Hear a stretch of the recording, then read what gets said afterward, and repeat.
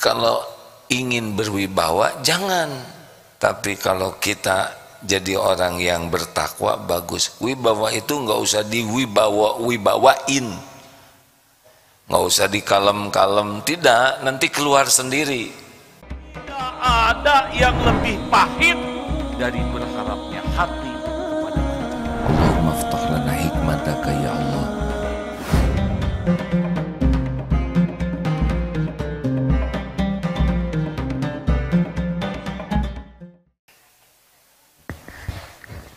Bismillahirrahmanirrahim. Mari sini. Ikhwan silakan maju. Assalamualaikum warahmatullahi wabarakatuh. Alhamdulillahi rabbil alamin.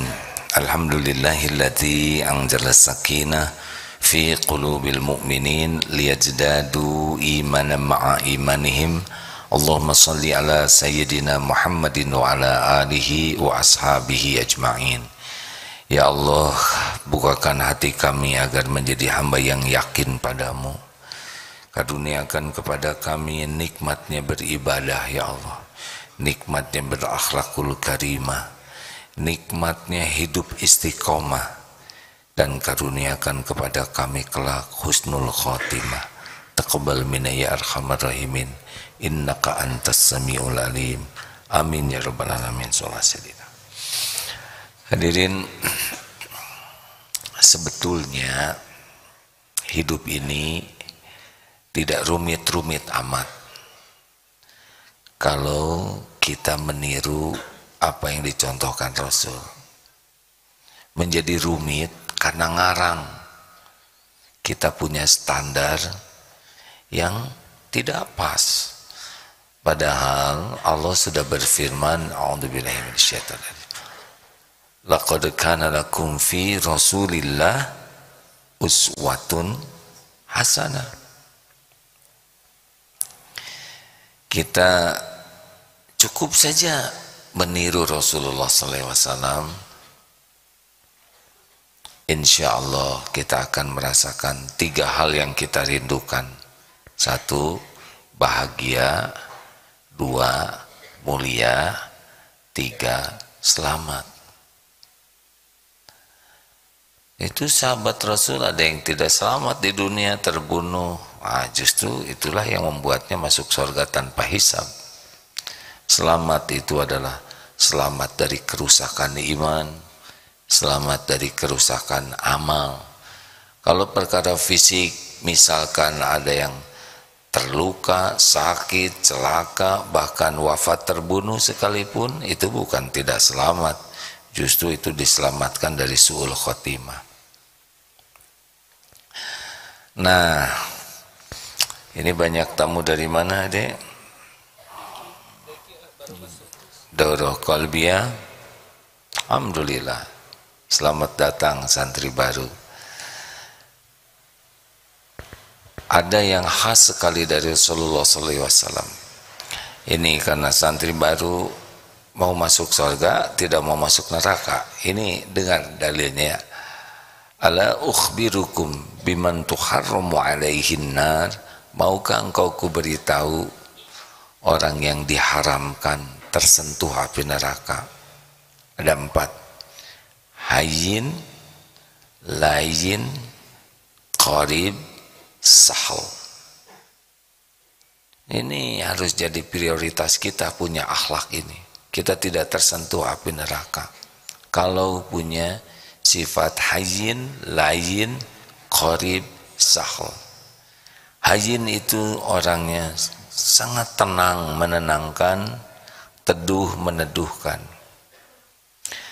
Layyin itu sangat sopan, santun, lemah lembut, dan lahir dari penyayang. Kalau hayyin lahirnya dari ketauhidan, keyakinan kepada Allah, sehingga ingat Allah terus. Hasilnya ala bizikrillah tatmainnul qulub. Camkan, hanya dengan zikrullah hatimu akan tentram. Semakin banyak lupa kepada Allah, pasti semakin tidak nyaman hidup ini.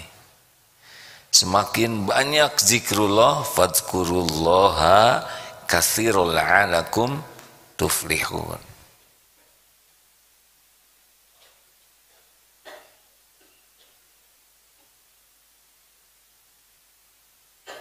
Sudah, Bu. Hei.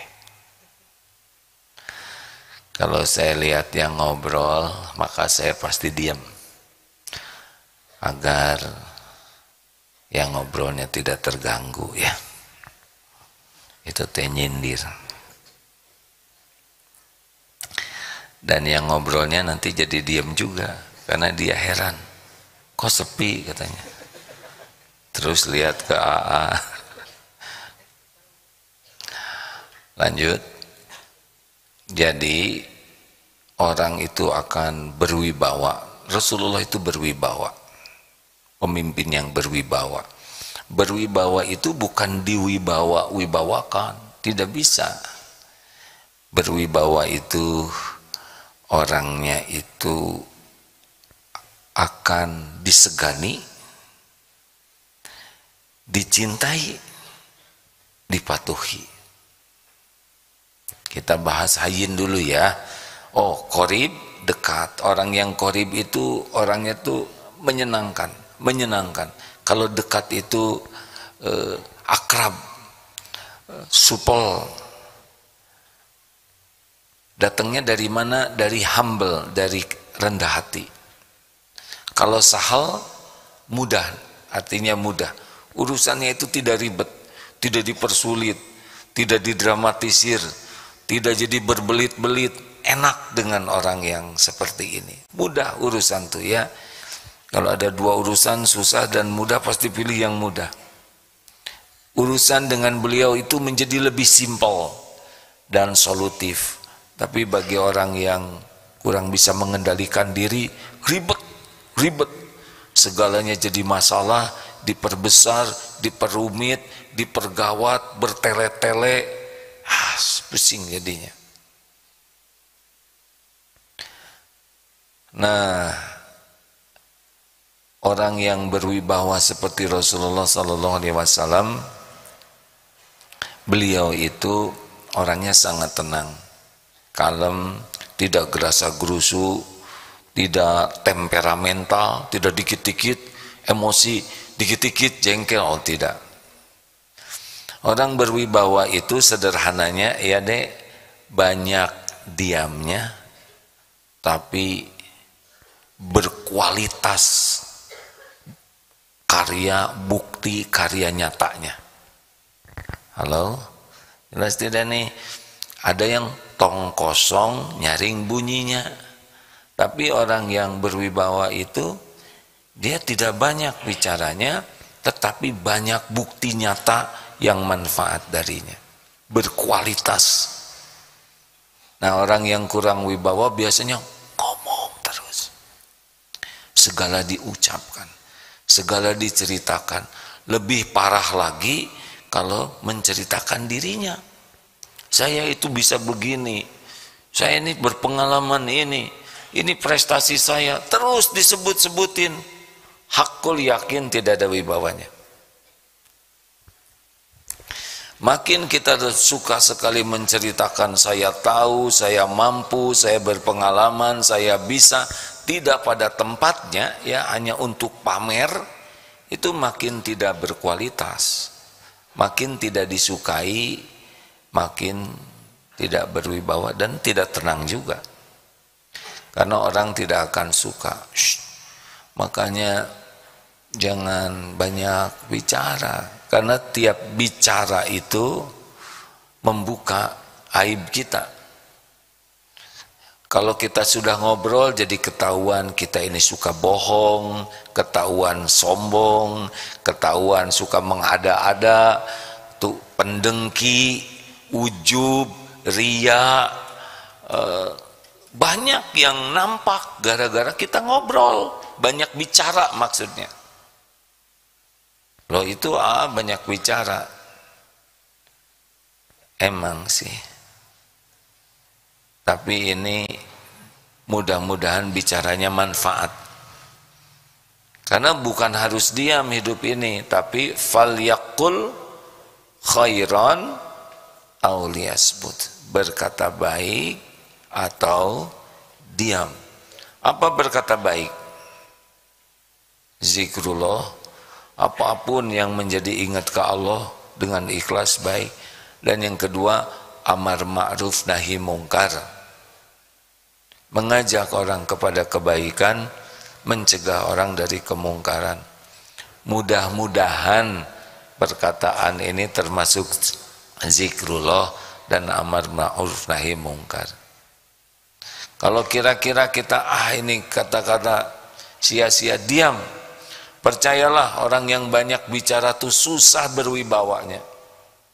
Apalagi yang banyak marah-marah, yang banyak komentar, yang banyak celetak-celetuk. Juga kalau terlalu banyak bergurau, banyak ngomong yang jorok, gak ada wibawa. Pentingkah kita berwibawa? Kalau ingin berwibawa, jangan. Tapi kalau kita jadi orang yang bertakwa, bagus. Wibawa itu nggak usah wibawain, nggak usah dikalem-kalem, tidak, nanti keluar sendiri. Wibawa itu dari dalam, bukan dari acting. Kalau actingnya diwibawa-wibawa, tapi dalamnya belum benar, sekali ada kesempatan dia keluar jeroannya, dalamnya ketahuan. Kan ada yang didiam-diam, tapi aslinya enggak diam hatinya, ya. Nanti sekali ada kesempatan celetak-celetuk, keluar kualitas dirinya. Jadi gimana dong supaya saya bisa tenang? Ya gerbangnya sederhana. Ala bidzikrillah tatmainnul qulub. Camkan, hanya dengan zikrullah hatimu akan tentram. Jadi bagaimana supaya kita bisa tenang dalam segala keadaan? Perbanyak zikrullah.